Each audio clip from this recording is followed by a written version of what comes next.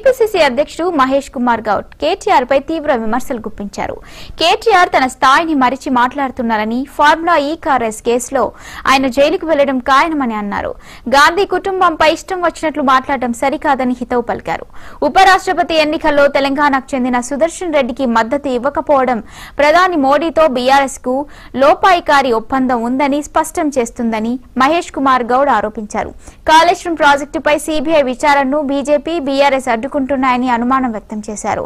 ఎమ్మెల్యేలు స్పీకర్ కు వివరణ ఇచ్చారని, వారు సీఎం ను కలిసినంత మాత్రాన పార్టీలో చేరినట్లు కాదని పేర్కొన్నారు.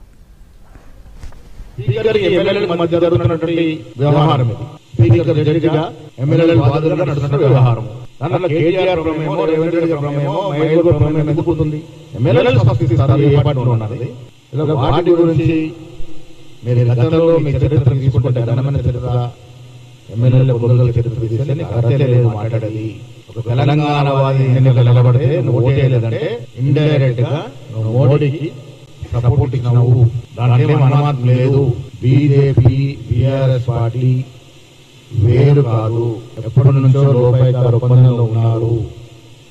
మానసికంగా పార్టీలు విలీనమైనవి. కవిత మాటలతో స్పష్టమైంది.